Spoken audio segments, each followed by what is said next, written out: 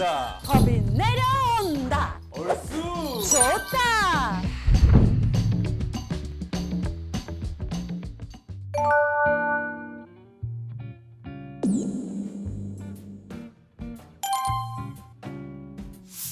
안녕하세요. 안녕하세요. 반갑습니다. 우리 의뢰인 어떤 일로 찾아오셨나요? 제가 절주에 범죄자 취급을 받고 있습니다. 범죄자요? 네. 우리 의뢰인이 어떤 죄를 저지르셨나요? 아니요. 전 정당하게 돈을 주고 물건을 샀는데 도둑이라네요. 아, 혹시 중고거래 하셨어요? 중고 거래도 돈 주고 사는 거 아닙니까? 맞죠? 돈 주고 물건을 받은 건데 그게 또 도둑질이에요. 아이고, 우리 의뢰인 많이 당황하시고 화가 나셨는데 조금 침착하게 마음 가라앉히시고 설명을 해주시겠어요? 제가 요즘 중고 거래에 빠졌거든요. 구경하는 재미도 있고 사고 파는 재미도 쏠쏠하더라고요. 그렇죠. 네. 중고거래의 매력이죠. 조금만 찾아보면 새 것이나 똑같은 물건이 나오는데 이게 웬 떡이나 싶었죠. 새로운 취미를 또 많이 생겼습니다. 필요한 장비들을 싸게 살 수 있으니까 새로운 취미 시작하기에 좋더라고요. 중고거래가 그런 매력이 있죠. 합리적인 가격에 그럼요. 좋은 물건을 얻으면 기분도 좋아지고요. 이번에 꽤 괜찮은 자전거가 싸게 올라왔더라고요. 흠집도 좀 있고 고쳐야 된다고 하는데 사는 것보다 나으니까 길게 말 안 하고 구매했습니다. 쿨거래 하신 것 같은데? 네. 네, 구매하는 데까지는 아무 문제 없는데 그 이후에 무슨 일이 있으신 걸까요? 저도 그때까지만 해도 아주 잘 산 줄 알았습니다. 기분 좋게 자전거도 거치고 제가 활동하는 카페에 자랑도 했고요. 그런데 2주 지나고 나니까 연락이 오는 겁니다. 도둑으로 신고하겠다. 그 자전거 내놓으니까 내놓아라 라고요. 아니, 의뢰인을 도둑으로 신고하겠다고 했다고요? 자전거를 막무가내로 내놓으라고 하면서? 갑자기 모르는 사람이 와서 도둑이라 뭐냐 하니까 제가 얼마나 어이가 없겠습니까? 그래서 처음부터 화내지 않고 자초지종 물어봤죠. 그 사람이 하는 말이 한 달 전에 자전거를 도둑맞아서 온갖 인터넷을 뒤졌더니 제가 카페에 올린 글을 발견했다는 거예요. 그래서 저도 중고 거래 구매했다고 자초지종을 설명했죠. 근데 자기는 모르겠고 자전거를 돌려달라고 하더라고요. 혹시 그 연락 온 사람이 실제 자전거의 소유자라는 증거가 있었나요? 제가 그 사람 말만 거짓 곧대로 믿을 수 없으니까 당신 자전거라는 증거를 내놓으라고 했습니다. 똑같은 자전거를 타고 다녔던 사진이랑 안장 안에 있던 낙서까지 줄줄이 얘기하더라고요. 그렇게 본인이 주인이라고 하는데 제가 뭘 어떻게 합니까? 바로 판매자한테 연락을 해봤는데 그새 번호를 바꿨는지 없는 번호라고 나오더라고요. 중고 거래에도 탈퇴했는지 안 보이더라고요. 그 사람이 현금 거래만 하자고 해서 계좌도 없고 저도 억울한 입장이니까 자전거 돌릴 수 없다고 했습니다. 그랬더니 그 사람이 자전거를 안 주면 신고하겠다고 협박하는 겁니다. 이럴 줄 알았으면 중고 거래 안 했을 겁니다. 너무 억울해요. 의뢰인께서 억울하신 마음 충분히 이해합니다. 우선 자전거와 같은 동사는요, 원칙적으로 민법 제249조에 따라서 제3자가 해당 물건을 평온 공연하게 양수하고 선의무과실로 점유권을 취득하면 적법하게 소유권을 취득할 수 있습니다. 하지만 해당 물품이 도품이나 유실물일 경우에는 피해자나 유실자가 도난 또는 유실당한 날로부터 2년 이내에 그 물건의 반환을 청구할 수 있습니다. 그래서 그 자전거의 원래 주인이라고 주장하는 사람이 만약에 진짜 소유자면은 그 자전거가 잃어버린 물건이 맞잖아요. 그래서 소유자가 반환 청구하면은 우리 의뢰인이 거기에 응해야 될 것 같아요. 우리 의뢰인분이 중고거래 앱 그 어플에서 구매를 하셨잖아요. 그래서 이 법이 적용이 될지는 한번 판단을 받아봐야 될 것 같은데 민법 251조에서 이 양수인, 의뢰인 같은 분이 어떤 유실물이라거나 도품을 공개시장이나 경매 또는 같은 종류의 물품을 파는 상인에게서 선의로 매수했을 때, 근데 이때 선의는요, 우리 일반인이 생각할 때는 좋은 생각이잖아요. 좋은 의미. 근데 그게 아니고 법적으로는 선의는 도품이나 누가 잃어버린 물건인지를 모르는 상태에서 매수했다는 걸 의미해요. 그래서 전혀 모르는 상태에서 물건을 매수한 경우에는 유실자가 의뢰인이 지급한 돈을 변상을 해주고 대신에 자기의 소유물을 반환 청구할 수 있어요. 우리 의뢰인은 돈을 주고 샀잖아요. 그래서 그 돈을 보상을 받고 그리고 원래 소유자의 권리도 보호를 해주겠다는 거죠. 아, 그 사람이 신고하겠다는데 그건 가능한가요? 이번 상황을 법적으로 보았을 때는 상대방이 제출한 증거에 따라서 작물취득죄가 성립할 여지도 있습니다.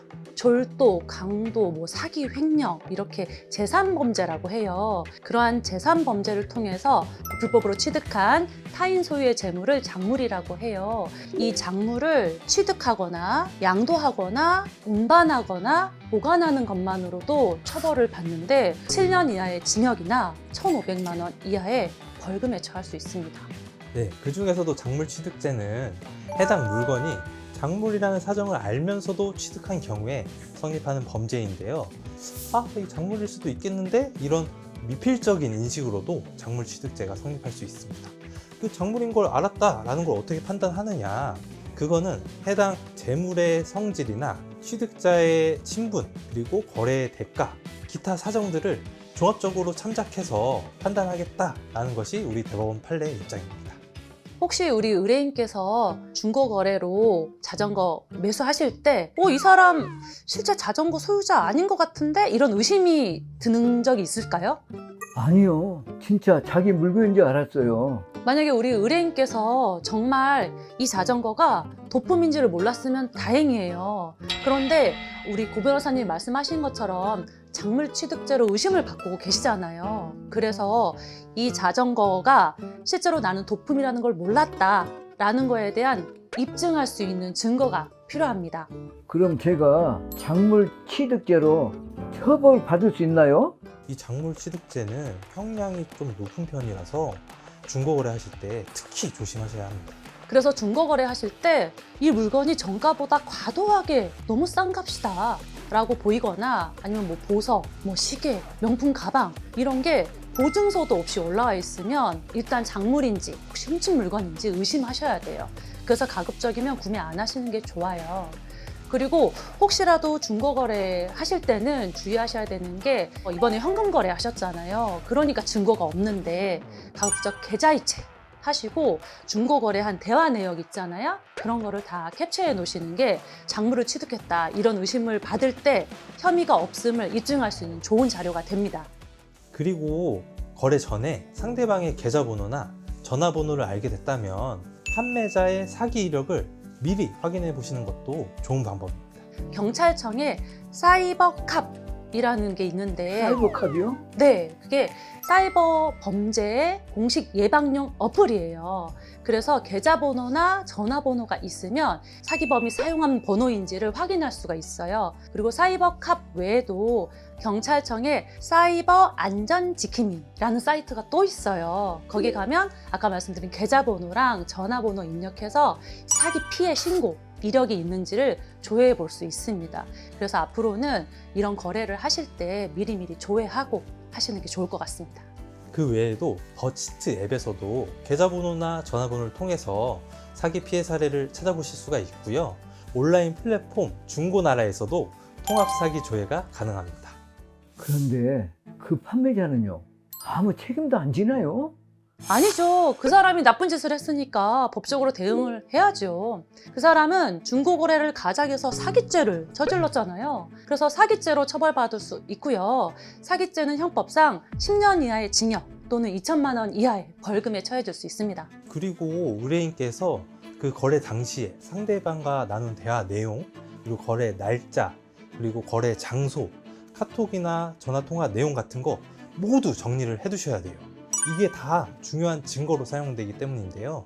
특히 상대방의 얼굴 생김새나 거래 장소 같은 게 중요합니다. 혹시 그 판매자의 얼굴이나 차량 번호 같은 거 이렇게 사진 찍어둔 거 없으세요? 사진 같은 건 없지만은 대화 내용은 어느 정도 기억나요. 그 사람의 말투나 만났던 장소도 기억나고요. 그럼 그나마 다행이에요. 잊어버리시기 전에 그때 상황을 메모해 두시는 게 좋을 것 같아요. 그리고 그 중고거래 어플 이용하신 앱 있잖아요. 거기 고객센터에 연락을 해서 그 판매자, 이용자의 정보도 요청을 해두시는 게 좋을 것 같아요. 수사기관을 통해서 어플 측에 협조를 요청하면 금방 제공받을 수 있습니다. 그리고 추가적인 피해를 막기 위해서 중고거래 앱에 피해 사실 신고도 하시고 경찰서 사이버 수사대에 사기 피해 신고도 하시는 것이 좋을 것 같습니다. 그 사람 찾아서 꼭 책임을 묻겠습니다. 평화로운 나날 속에서 갑작스럽게 이런 시련을 맞이한 우리 의뢰인 운세 한번 뽑아보겠습니다. 자, 오늘 기운이 좋아요. 어떤 운세가 적혀 있나요? 사필귀정, 모든 일은 결국 반드시 올바른 방향으로 흘러갑니다. 맞습니다. 우리 의뢰인 억울한 일 분명히 해결될 겁니다. 그리고 해결 과정에서 어렵더라도 포기하지 마시고 수사기관이나 변호사의 도움을 꼭 받으셔서 해결하시기 바랍니다. 합리적인 가격에 좋은 물건을 얻을 수가 있어서 중고거래 많이 이용하실 텐데요. 그럼요. 이게 개인과 개인 사이의 거래에서도 항상 경각심을 가져야 된다는 걸 꼭 잊지 않으셨으면 좋겠습니다. 오늘 우리 의뢰인분도 이 억울한 일 꼭 해결되시길 바라고 우리 구독자분도 절대 이렇게 억울한 일 당하지 않도록 조심하시기 바랍니다. 네, 그럼 저희는 또 다음에 더 유익한 내용으로 찾아뵙도록 하겠습니다. 저희 대한변호사협회 유튜브 채널 구독과 좋아요, 알림 설정 부탁드립니다. 안녕!